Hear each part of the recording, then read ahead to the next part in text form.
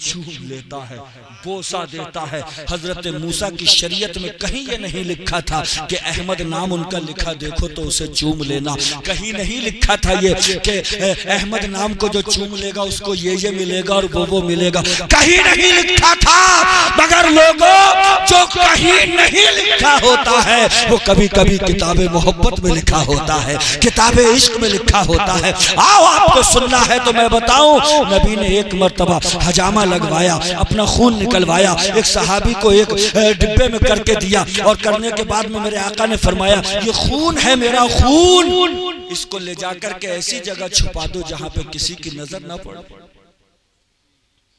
खूने रसूल है वो, सुभान अल्लाह। हुर्मते खूने रसूल पे बात आई तो सुनो, पास में है, सोच रहा ये खूने रसूल है। आज जहां बिल्डिंग बनी है क्या पता कल खंडर हो जाए, आज जहां खंडर है क्या पता कल वहां बिल्डिंग बन जाए। हालात बदलते हैं, जमाने में ये तगय्युर होता रहता है। सोचने लगा कहाँ रखूं, कहाँ ले जाकर के छुपाऊं, खूने रसूल पे किसी का पैर ना पड़ जाए, इसका तकद्दुस पामाल ना हो जाए, इसकी बुजुर्गी पे हर्फ ना आ जाए। सोचने लगा हाथ में खूने रसूल है, इधर जा रहा है उधर जा रहा है, बेकरारी के आलम में नबी का वो चहीदा सहाबी देखते देखते देखते देखते वो खूने रसूल पी गया और पीने के बाद में बारगाह मुस्तफा में आ गया। मेरे नबी क्या नहीं जानते हैं, बरेली का रजा कहता है और कोई गैब क्या तुमसे निहा हो भला, जब ना खुदा ही छुपा तुम पे करोड़ों दुरूद, मगर मेरे नबी ने पूछा नहीं होता तो हम गुलामों को पता कैसे चलता। मेरे नबी जानते हैं क्या करके आया है, मगर मेरे नबी फरमाते हैं वो मेरे गुलाम मेरे खून के साथ में क्या किया। तो कहने लगा या रसूल अल्लाह, आपने फरमाया था ना कि ऐसी जगह छुपा के आना कि किसी की नजर ना पड़े, मैंने ऐसी जगह छुपा दिया है जहां किसी की नजर नहीं पड़ेगी। मेरे आका फरमाते हैं ए मेरे वफादार गुलाम, तूने मेरा खून पी लिया है और जब पी ही चुका है तो सोच कि जिस जिस्म में मेरा खून पहुंच जाए उस पे जहन्नम की आग हराम हो जाती है। अब तू जहन्नम में नहीं जा सकता, जहन्नम की आग तुझे नहीं जला सकती। सुभान अल्लाह, मुझे बताइए खून नापाक है, खून हराम है, किसका पी सकते हैं। मगर सुभान अल्लाह ये फतवा जो उसने हासिल किया था वो किताबे मोहब्बत से हासिल किया था, किताबे इश्क से हासिल किया था। उसने भी तौरात में जब नबी का नाम लिखा देखा बस में किया चूमा और चूमने के बाद में पढ़ना भी बंद कर दिया, तौरात को समेटा और जहां से उठाया था वहीं पर के रख करके आ गया। मेरे अल्लाह ने फरमाया मूसा इसकी यही अदा हमें भा गई है, इसकी यही अदा हमें अच्छी लग गई है, इसने मेरे हबीब के नाम को बोसा दिया है, चूमा है, उसको अपने होठों से लगाया है, आंखों से लगाया है। मेरी रहमत को ये गवारा नहीं, कैसा भी पापी था ये, कैसा भी गुनाहगार था ये, कैसा भी सियाकार था ये, मगर मेरे हबीब के नाम को चूमा है। मैंने अपनी गफ्फारियत अपने सत्तारियत के पानी से सारे गुनाहों को धोकर इसे जन्नत का हकदार बना दिया है, जन्नत में आशियाना अता फरमा दिया है। आप अंदाजा तो लगाएं जिसके नामे अमाल में एक नेकी का पता ना हो, नामे रिसालत का चूमा के जन्नत का हकदार बना। समझ रहे हैं कहां जा रहे हो?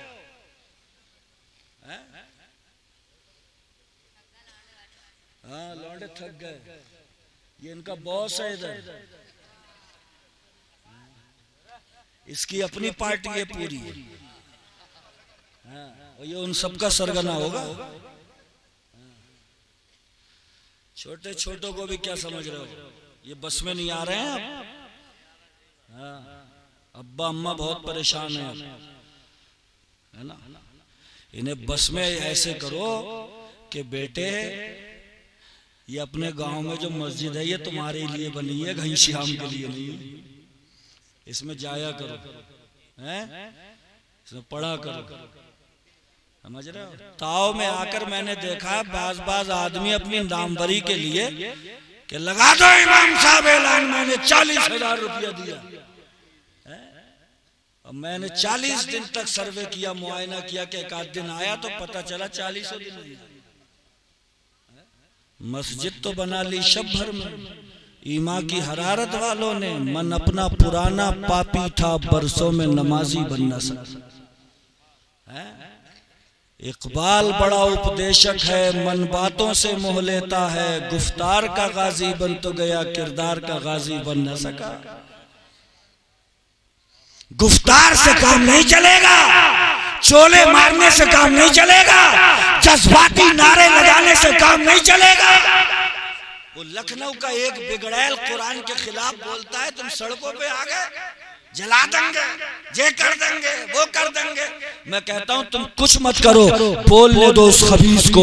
उसके दादा बोले हैं, पहले परदादा बोले हैं, अबू लहब बोला है, अबू जहल बोला है, बड़े बड़े सितमगर बोले हैं कुरान के खिलाफ। मगर 1400 साल से कुरान भी यही कह रहा है कि अगर इसमें ज्यादती है, अगर ये किसी और का है, तो लाओ इसके जैसी एक सूरत बना करके। 1400 साल से आज तक ये चैलेंज कुरान का मौजूद है। इस चैलेंज का जवाब पूरी दुनिया मिलकर के आज तक पेश नहीं कर सकी।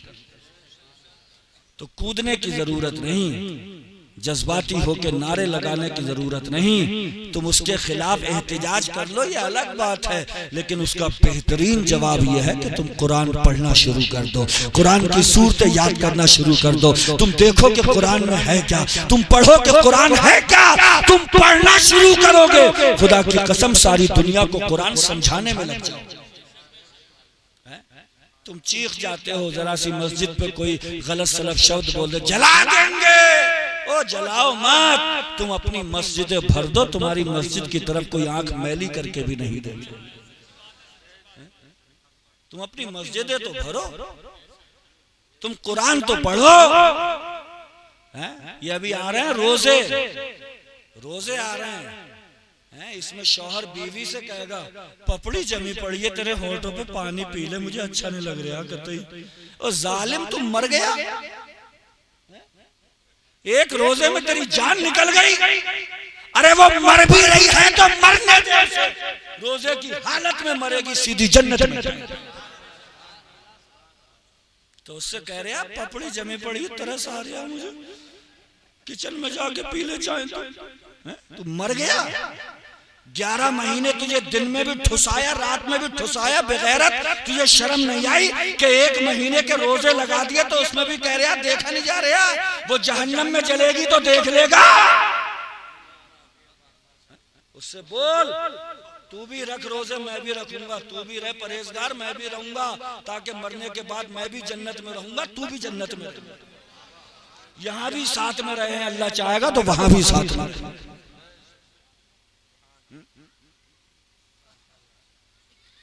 जब खुद ही नहीं रखोगे तो बच्चे देख के क्या सीखेंगे? अरे ये हालात है या नहीं है? तो हालात हो गए ये, और कह रहे हैं परेशानियां बहुत आ रही हैं। गौसे आजम रज़ी अल्लाह ताला अन्हु फरमाते हैं कि कोई भी अल्लाह का सच्चा पक्का बंदा, मुत्तकी, परहेजगार उस वक्त तक नहीं हो सकता जब तक गीबत और लगाई बुझाई न छोड़ दे। ये गौसे आजम फरमा रहे हैं। मोहल्ले में रिश्ता लग गया किसी की बेटी का, और पूछ रहा कोई, तो कह रहे यार करने को तुम कर लो, मगर भैया तुम्हारी मर्जी है, देख लो। फंदा लगा रहा, बड़ी खुशी से आया था, रिश्ता पक्का होने की कगार पे था, मगर जालिम फंदा लगा दिया इसने। कह रहे यार देख लो तुम, वैसे तो यह है कि मैं क्या कहूं, मेरी जबान मत। पूरी आग लगा के कह रहा मैं क्या कहूं, तू मर गया, पूरी आग लगा दी, रिश्ता तोड़वा दिया। वो माँ, उसकी दुखियारी माँ दुहाइये देती फिर रही है, बेटी पढ़ी लिखी भी है, खूबसूरत भी है, हजरत रिश्ते नहीं आ रहे हैं। उसे क्या पता ये दरिंदे टहल रहे हैं गलियों में, जो कह रहे हैं कि मुंह मत खुलवाओ। गीबत 2 तरह की होती है, एक होती है जबान से चुगली, एक होती है दिल से। गौसे आजम फरमाते हैं जबान से तो छोड़ो, जब तक दिल से भी चुगली नहीं छोड़ोगे अल्लाह के सच्चे बंदे नहीं बन सकते। दिलों में निरा कपट, दिलों में निरा बगल, हसद, कुड़ान,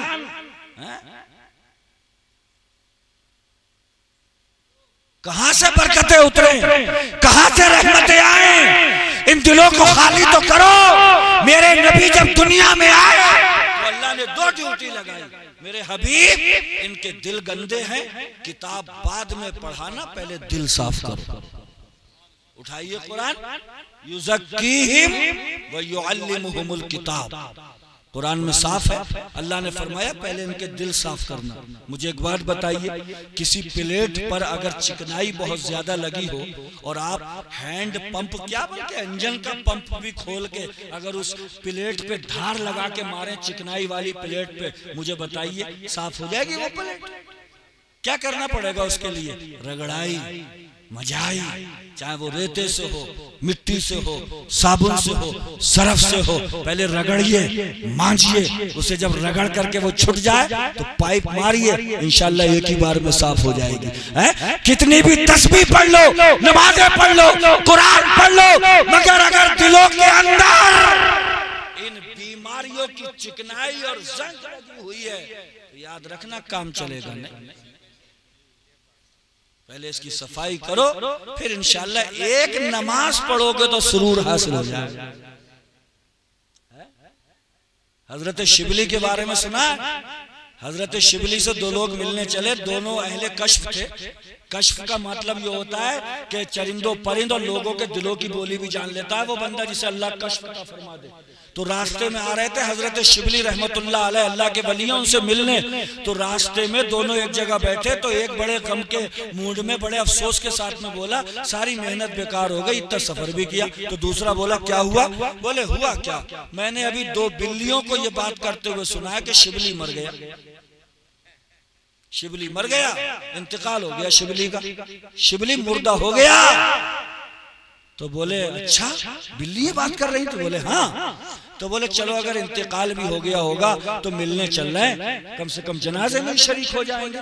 जब जाकर के देखा तो अल्लाह के वली हजरत शिबली रहमतुल्लाह अलैह निगाहों के सामने मौजूद हैं, बाहयात हैं, जिंदा हैं। एक ने कहा ये क्या माजरा है कि हमने रास्ते में बिल्लियों को बातें करते हुए सुना था कि शिबली मर चुका है, शिबली का इंतकाल हो चुका है। हजरत शिबली फरमाते हाँ, बिल्लियां सच बातें कर रही थी। दरअसल मामला यह है कि आज की रात में मेरी तहज्जुद की नमाज छूट गई थी, इसलिए आसमानों में ये ऐलान करवा दिया गया है कि शिबली मर चुका है। तहज्जुद की नमाज नफली है, नफली नफिल है वो नमाज, फर्ज नहीं है। फर्ज कितनी है? 5, फजर, जोहर, असर, मगरिब, ईशा, यही तो है, फर्ज नहीं है वो। मगर तहज्जुद की छूटी थी तो आसमानों पे ऐलान हो गया कि शिबली मर गया। और हमारी ये फर्ज 5-5 टाइम की छूट रही है। जरा सोचो क्या क्या ऐलान होते होंगे हमारे बारे में। हदीस शरीफ है, जो एक टाइम की नमाज जानबूझ के छोड़ देता है उसका नाम जहन्नम के गेट पर लिख दिया जाता है। एक टाइम की लोगों नमाज पढ़ा कर, ये बहाने मत बनाओ, नहीं आ रही है, आ जाएगी, धीरे धीरे आ जाएगी। अभी ऐसी जाओ मस्जिद में जैसे सब लोग कर रहे हैं वैसी करो, हैं? जैसे वो रुकू कर रहे हैं करो, जैसे वो सजदा कर रहे हैं करो, जैसे अत्तहियात में बैठ रहे हैं बैठो, नकल करते रहो, नकल नकल नकल नकल करते करते एक दिन इंशाल्लाह ऐसा आएगा कि असल होने लगेगा। नकल को क्या समझ रहे हो? हजरत उस्मान गनी के बारे में आता है कि आप एक जगह गए, वहां पे बैठे, वुजू बनाया, खड़े हुए, आसमान की तरफ देखा तो मुस्कुराने लगे। लोगों ने पूछा उस्मान ये क्या कर रहे हो? तो बोले मुझे खुद पता नहीं चल रहा है मैं क्या कर रहा हूँ, मगर मुझे इतना जरूर याद है कि जगह भी यही थी। सुभान अल्लाह, जगह भी यही थी, वुजू भी यही बनाया था, फिर खड़े हुए थे, फिर आसमान को देखा था, फिर मुस्कुराए थे जाने कायनात, फिर मुस्कुराए थे मेरे नबी, फिर मुस्कुराए थे वालिए कायनात। मुझे नहीं पता कि मैं क्या कर रहा हूँ, इतना जानता हूँ कि मुस्तफा की एक अदा को अदा कर रहा हूँ। मुस्तफ़ा की अदाओं का नाम है नमाज। इसमें जाओ, नकल करो, फिर अल्लाह असल की तौफीक बख्शेगा, इंशाअल्लाह रंग चढ़ेगा तो फिर मजा आने लगेगा। बल्कि मैं जो पक्के नमाजी हैं उनसे भी कहूंगा, कोई इतनी भी अगर हाफ टी शर्ट भी पहन के मस्जिद में आ जाए ना तो उसे घूरा मत करो, तुम उसे घूर के उसका मर्डर कर दो मस्जिद में कि चले आ रहे हैं, चले आ रहे हैं। न मस्जिद का अदब न जो उसका अदब, चले आ रहे हैं, वो डर जाता है। वो बेचारा कैसे कैसे तो आया, उसे क्या पता कि कैसे कपड़े हों क्या हों, वो इतनी शर्ट पहन के आ गया। उसे पढ़ने दो, खड़ा होने दो, जैसे भी कर रहा करने दो। कम से कम उसे ये तो पता है कि ये कोई जगह है, यहाँ पे कुछ होता है। अरे उनसे तो अच्छा है जिन्हें यही पता नहीं चल पाया कि ये जो बना हुआ है यहाँ पे कुछ होता भी है। उनसे तो अच्छा है कम से कम। तो उसे घूरो मत, उसे डराओ मत, उसे खूंखार नजरों से मत देखो, उसे करने दो। उल्टा सीधा कर रहा, उंगली नहीं टिक रही है, चलो मत टिकने दो, हैं? और दुआ मांगो कि या अल्लाह, ये आना इसने शुरू किया है, इसका लिबास अच्छा नहीं है, इसे पता नहीं है उंगलियां कितनी लगना चाहिए। या अल्लाह मगर ये आना शुरू हुआ है, परवरदिगार इसके दिल में ये रमक डाल दे, ये शौक दे दे, इसे ये ज़ौक़ दे दे कि ये नमाज याद करना शुरू कर दे, इसे सजदा ठीक करना आ जाए, रुकू सही करना आ जाए। तुम दुआएं मांगो, खैर मांगो, तौफीक मांगो, खुदा की कसम तुम दुआएं मांगोगे, अल्लाह ताला उसके दिल में नमाजों की मोहब्बत पैदा फरमा। मस्जिदों में भी क्या क्या समझ रहा हूं, मस्जिदों में भी बड़ा बड़ा खुशक नमाजी पड़ा है, अपने सजदों का पता नहीं चल रहा मगर दूसरे को कह रहे उंगली ना टिक रही है तेरी, होए ना रही है, खामा खा के मत्था टेक रहा तेरी होए ना रही है। तुम तो स्टाम्प पेपर पे लिखवा के लाए होगे कि मेरी होए रही है। अपने बारे में देखो क्या सोच रहे हैं, कहने यार से कहने ना टिकी उंगली होए ना रही है, चले आ रहा तुम्हारी बहुत टिक रही है। डराओ मत उसे, मस्जिद में अल्लाह का घर है, अल्लाह की रहमत उसे अपने अंदर ढांप लेगी, उसे शौक देगी, उसे ज़ौक़ देगी, नमाजों की मोहब्बत देगी। आया है, अभी नहीं पता कि लिबास कैसा होना चाहिए, वो लिबास पहन के आ गया है जो अभी अल्लाह को ठीक से पसंद भी नहीं है, लेकिन आया तो है। समझ रहे हो, मेरे आका सल्लल्लाहु अलैहि वसल्लम की तारीख तो पढ़ी। मस्जिद नबी में एक आया और पेशाब करने लगा, तो साहबा इकराम बोले या रसूलल्लाह बहुत ही कम बखत है, इजाजत दो ठौर मार दें इसे। तो मेरे आका ने फरमाया पेशाब मत काटा करो किसी का बीच में से, करने दो, बाद में मैं समझा दूंगा। पेशाब कर लिया तो मेरे हुजूर पास में गए और कहने लगे, और साहबा को उसने दौड़ते हुए देख लिया था ना, डर गया था वो। मेरे हुजूर फिर बाद में गए, बोले ये अल्लाह की इबादत करने की जगह है, यहाँ पेशाब नहीं करते हैं। और साहबा से फरमाया जाओ इसकी ऊँटनी पे बिठा दो, और ये आराबी है, बुद्धू है, इसे बिठा दो, चला जाएगा। ऊँटनी पे जब बैठने लगा, जाने लगा, तो पता है हदीस शरीफ में आता है, दुआ कर रहा था या अल्लाह मुझ पे रहम फरमाइए और इन पे मोहम्मद पे, बाकी किसी पे रहम मत फरमाइए, क्योंकि उन्होंने देख लिया था मस्जिद में साहबा किराम दौड़, हालांकि वो सही दौड़े थे, मस्जिद में पेशाब कर रहा था, मगर आप उसके दिल की कैफियत देखें कि कह रहा था या अल्लाह बस मुझ पे रहम फरमा और इन पे मोहम्मद पे, बाकी किसी पे रहम मत फरमाइए। खा ले रहे थे ये तो, मुझे ऐसे दौड़ के आ रहे थे कि ठौर मार देंगे तुम्हें। तो मेरे आका ने फरमाया तू अल्लाह की रहमत को समेट रहा है, अल्लाह की रहमत बहुत बड़ी है, सुभान अल्लाह। तू दुआ ऐसे कर, तू दुआ ऐसे कर, या अल्लाह मुझ पे भी रहम फरमा, मेरे हुजूर इन पे भी रहम फरमा, सब में कायनात में तेरे बंदे रहते बसते जीते, या अल्लाह सब पे रहम फरमा, सुभान अल्लाह सुभान अल्लाह। ये हदीस मदीने शरीफ से चलते चलते बरेली आती है, तो बरेली वाला झूम के कहता है एक मेरा ही रहमत में दावा नहीं, एक मेरा ही रहमत में दावा नहीं, शाह की सारी उम्मत पे लाखों। तो जो बात नरमी में है वो सख्ती में नहीं है। तो नरमियां बांटा करो। हुजूर फरमाते हैं बश्शिरू वला तुनफ्फिरू यस्सिरू वला तुअस्सिरू। आका फरमाते हैं खुशखबरियां सुनाओ, नफरत मत दिलाया करो, आसानियां बांटो, तंगियां मत पैदा किया करो। हैं समझ रहे? 4 दिन से नमाज पढ़ने लगे, छोटा सा बच्चा टंकी के पास में देख रहा है बैठा हुआ, देखूं अब्बा कैसे करके वुजू बनाएंगे, तो सर के मसे को इतना कर्रा बना दिया चच्चा ने कि बच्चा डर गया, हमसे ना होगा ऐसा मसा।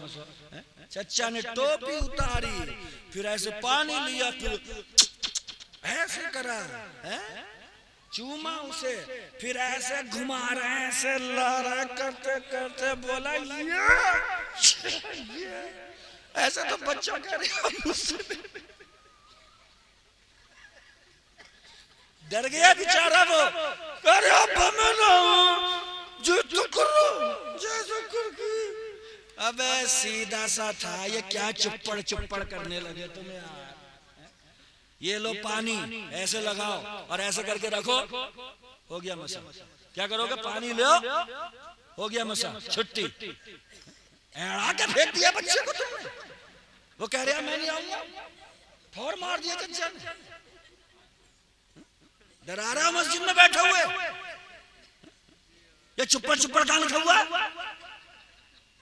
55-60 साल के हो गए, वही टंकियों में बैठ कर फुप्पड़ कर रहा। भाई इमाम से पूछो अपने के यार मसा करना कैसे करें, तो वो कहेगा पानी लाओ ऐसे करके कर लो, हो गया मसा। ऐसे चौथाई सर का ये फर्ज है, पूरे का कर दो, ये सुन्नत है। फर्ज भी अदा हो गया, सुन्नत में पूरा हो गया। डरा के फेंक दिया कुल्ली। वो गिन्निया बैठा हुआ छोटा सारा के 7 हो गई, अभी 8 भी करेंगे। इतना सा पानी, थोड़ा थोड़ा सा 3 मरतबा कुल्ली करना है, और इस हिसाब से करना है कि मुंह के हर रेशे रेशे के अंदर पानी पहुंच जाए। तो कौन से मुंह के अंदर? इतना सा ये कर रहे, और 8-9 कर दी लगातार।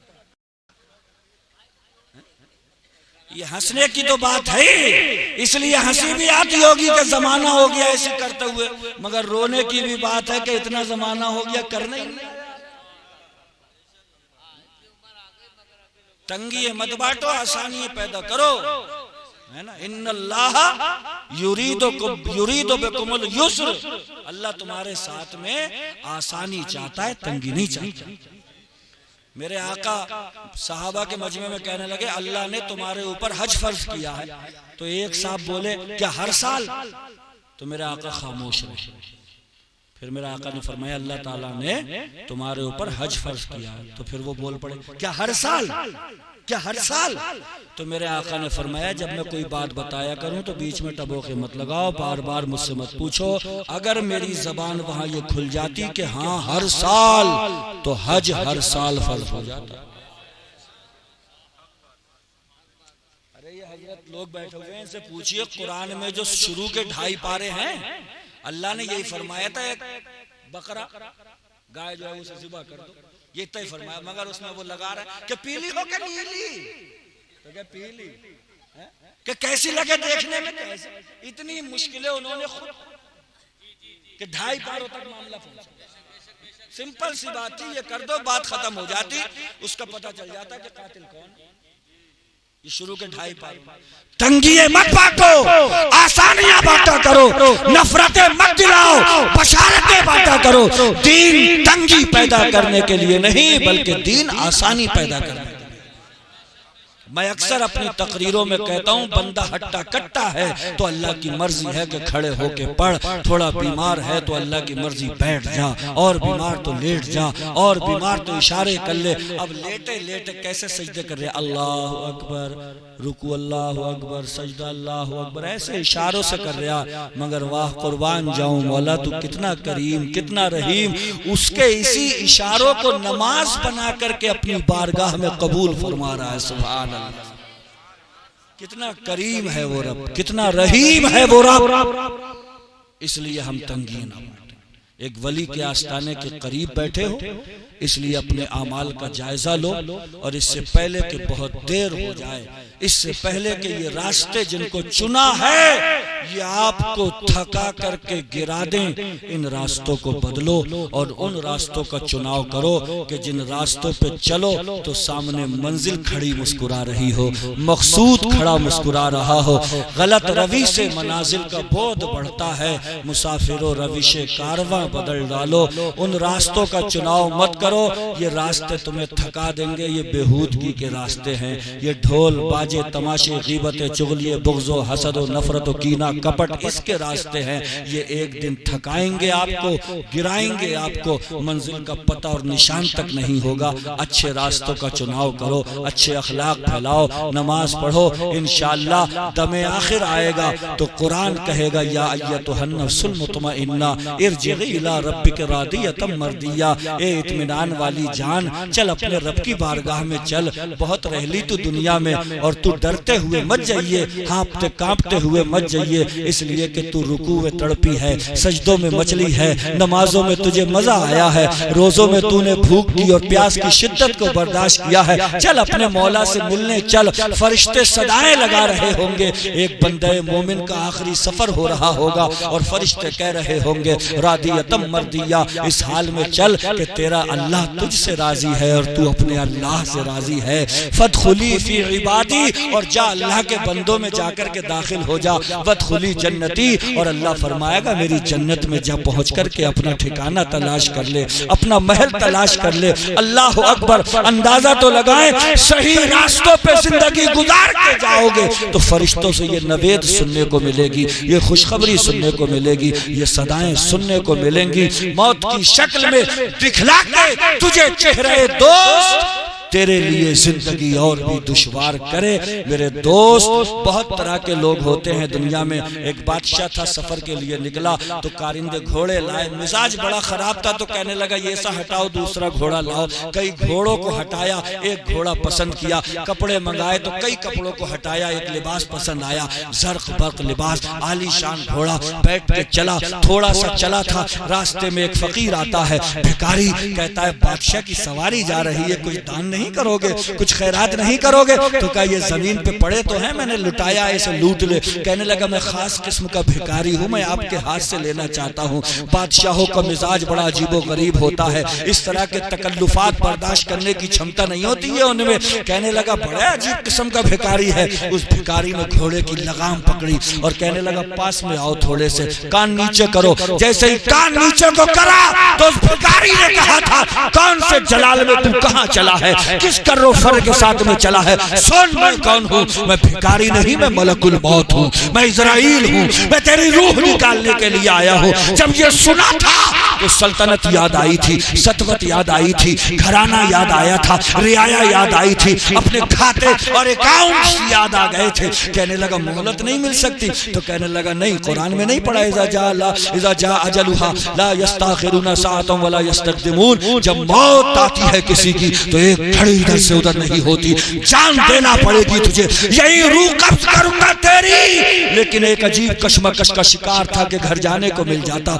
मुलाकात करने को मिल जाती। तस्वीर का दूसरा पहलू देखिएगा, बुजुर्गों के ये वाकयात किताबों में लिखे हैं। एक बुजुर्ग चले थे घर का सामान लेने के लिए, रास्ते में फरिश्ता मिलता है और कहता है मलकुल मौत हूँ, आपको लेने आया हूँ। तो मुस्कुरा के कहते हैं कुर्बान जाऊं इस लम्हे पर, आज मुलाकात का दिन है, आज मुलाकात का दिन है, अम्मा जल्दी करो, कितने जमाने से मुझे इंतजार था यार इस बात का, जल्दी से रूह कब्ज करो ताकि मुलाकात संभव हो सके, मैं मिल सकूं। उस फरिश्ते ने कहा था वहां उसे सब कुछ याद आया था और यहाँ फरिश्ता कह रहा था जिस काम के लिए निकले हो वो काम करके अपने घर तो पहुंच जाओ। तो कहने लगा कौन सा काम, कैसा काम, कैसा घर? होते रहेंगे ये बात के झमेले, इन झमेलों में कौन पड़ता है? आज विसाले यार की घड़ियां आई है, आज महबूब से मिलने की घड़ियां आई है, आज फूले न समाएंगे कफन में आसी, आज की शब है उस गुल से मुलाकात की रात। अपना काम तमाम करो, मुझे कब्र में पहुंचाओ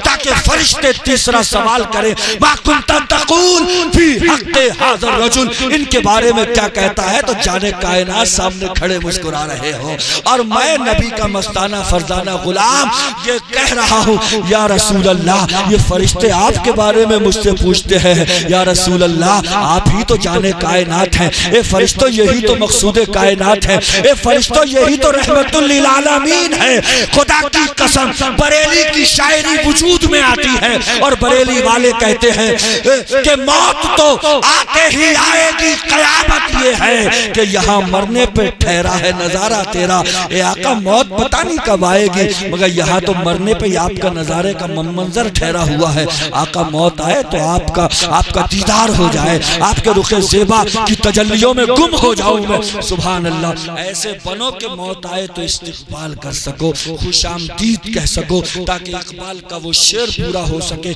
जो कहा था कि निशाने मर्द मोमिन बातु गोयम जो मर गया तबस्सुम बर लबे ऊस। इकबाल कहता है सच्चे मोमिन की पहचान ये होती है कि जब उसे मौत आती है तो उसके चेहरे पर मुस्कुराहट खेल जाती है।